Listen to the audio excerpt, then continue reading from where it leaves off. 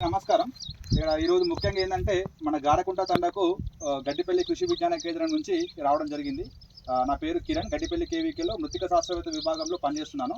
కాబట్టి మనకి ఇక్కడ ఈ గారకుంట తండా లోపల ముఖ్యంగా రైతులకు మట్టి నమూనాను ఏ విధంగా తీసుకోవాలి, మట్టి నమూనా యొక్క ఆవశ్యకత ఏంటిది అని చెప్పి రైతులకు వివరించడం కోసం ఈరోజు రావడం జరిగింది. కాబట్టి మీ పొలంలో ఉన్న మట్టిని మొత్తం కూడా సేకరించి మా గడ్డిపల్లి కేవీకేలో ఇచ్చినట్లయితే మీ అందరికీ కూడా మట్టి నమూనాను పరీక్షించి భూసార పరీక్ష ఫలిత ఆధారంగా ఎరువులు ఏ విధంగా వాడుకోవాలనేది మీకు చెప్పడం జరుగుతుంది. ముఖ్యంగా మన రైతులందరికీ కూడా ఒక 3 ఎకరాలు 4 ఎకరాలు భూమి ఉన్నది, ఎర్రరేగడి ఉంది, నల్లరేగడి ఉంది, ఎర్ర నేలలు ఉన్నాయి. దాని లోపల మనం ఏ విధంగా చేసుకోవాలి మట్టి నమూనాను? నల్లరేగడి ఉన్నట్లయితే ఏ విధంగా తీసుకోవాలి, ఎర్ర నేల ఉన్నట్లయితే ఏ విధంగా తీసుకోవాలి, చౌడు నేల ఉన్నట్లయితే ఏ విధంగా తీసుకోవాలి? ముఖ్యంగా 1 హెక్టారు భూమి లోపల అంటే 2.5 ఎకరాలకు మనం ఒక మట్టి నమూనాను మనం తీసుకొచ్చి ఇవ్వాలి. మట్టి నమూనా తీసుకొచ్చి ఇవ్వాలంటే మన వరి, తర్వాత కూరగాయ పంటలు, పెసర, మినుము పంటలకు ఒక రకంగా ఉంటుంది. తర్వాత మామిడి, బత్తాయి, హార్టికల్చర్ క్రాప్స్కు వేరే రకంగా ఉంటుంది. ముఖ్యంగా మనం ఇక్కడ చూసుకున్నట్లయితే వరి పంట ఎక్కువగా మన కెనాల్ ఏరియా కాబట్టి వరి పంట ఎక్కువ వేస్తున్నాం. ఆ వరి పంట లోపల మన మట్టి నమూనాను ఏ విధంగా తీసుకోవాలంటే మనకు ఒక ఫస్ట్ 15 సెంటీమీటర్లు అంటే నాగల్ సాల్ లోతు వరకు ఏ విధంగా తీసుకున్నామో మట్టిని మనం నాగల్ సాల్ లోతు వరకు వి షేప్లో తీసుకోవాలి. ఎందుకు మనం వి షేప్లో తీసుకోవాలంటే ఇక్కడ పైన నుంచి కింది వరకు ఉన్నటువంటి వి షేప్లో తీసుకోవడం వల్ల ఏమవుతుందంటే పై నుంచి కింది వరకు ఉన్నటువంటి మొత్తం మట్టి అంతా కూడా మనకు రావడం జరుగుతుంది. అన్ని లేయర్స్, పైన లేయర్, కింది లేయర్ అంతా కూడా లేయర్స్ అన్నీ వస్తుంటాయి. కాబట్టి ఈ విధంగా మనము అంచును చెక్కాలి.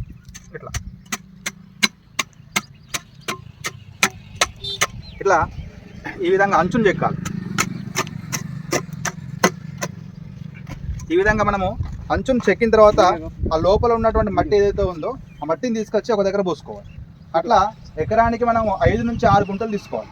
ఎకరానికి 5 నుంచి 6 గుంటలు తీసుకొని ఆ గుంటలో మట్టి అంతా పోసుకొని 4 సమభాగాలు చేసుకోవాలి. మొత్తం కూడా బాగా మిక్స్ చేయాలి, బాగా కలపాలి. కలిపిన తర్వాత దీనిలో ఉన్నటువంటి ఇలాంటి రాయిలు ఉంటాయి కదా, పెద్దలు రాయిలు ఉంటాయి కదా, ఈ రాళ్ళని కూడా తీసి పక్కకి వేయాలి. వేసిన తర్వాత బాగా కలపాలి. కలిపి 4 భాగాలు చేయాలి. 4 భాగాలు చేసేసిన తర్వాత ఎదురేగ భాగాలను తీసేయాలి.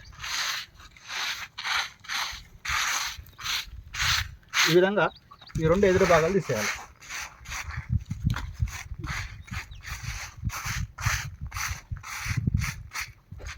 తర్వాత మిగిలిన 2 భాగాలు ఏవైతే ఉన్నాయో వాటిని మళ్ళీ బాగా కలపాలి.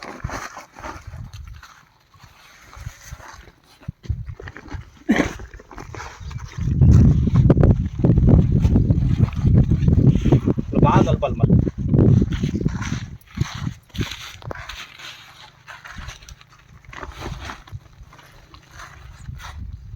బాగా కలిపి మళ్ళీ దీన్ని కూడా 4 సమభాగాలు చేయాలి.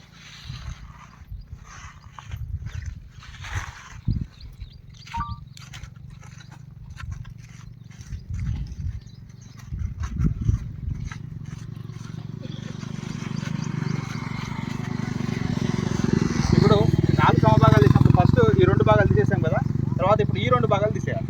అది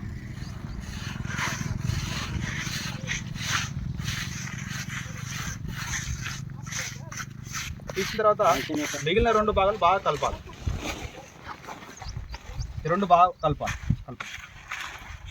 ఈ విధంగా కలిపిన మట్టిని మొత్తం కూడా కవర్లో తీసేసుకొని ఆ కవర్లో ఒక 1/2 కిలో మట్టి, ఓకేనా, ఒక 1/2 కిలో మట్టి కవర్లో పోసేసి మనము మన భూసార పరీక్ష కింద గడ్డిపల్లి కేవీకేలో ఇచ్చినట్లయితే మీకు దాని లోపల కవర్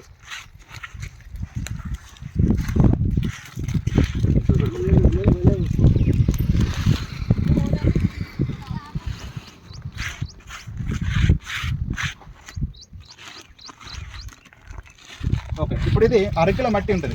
ముందుకు రామ్మ ఫోన్ మాట్లాడు. ఇది 1/2 కిలో మట్టి ఉంటుంది.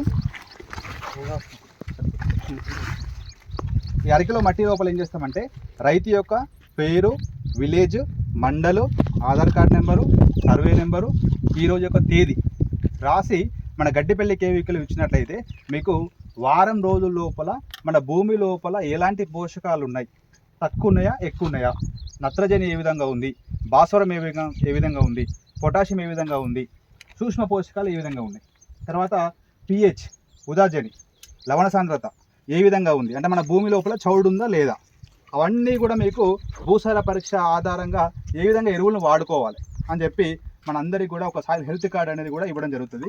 దాని ఆధారంగా ఎరువులు వాడుకున్నట్లయితే మన పంట యొక్క దిగుబడి పెరుగుతుంది, అదేవిధంగా మన పంటపై పెట్టేటువంటి ఖర్చు కూడా తగ్గుతుంది. ఈ విధంగా మీరందరూ కూడా మట్టి నమూనాను మీ యొక్క పొలం నుండి తీసుకొచ్చి మా గడ్డిపల్లి కేవీకేలో ఇవ్వాలని మీ అందరినీ కూడా కోరుతున్నాం. ఓకే.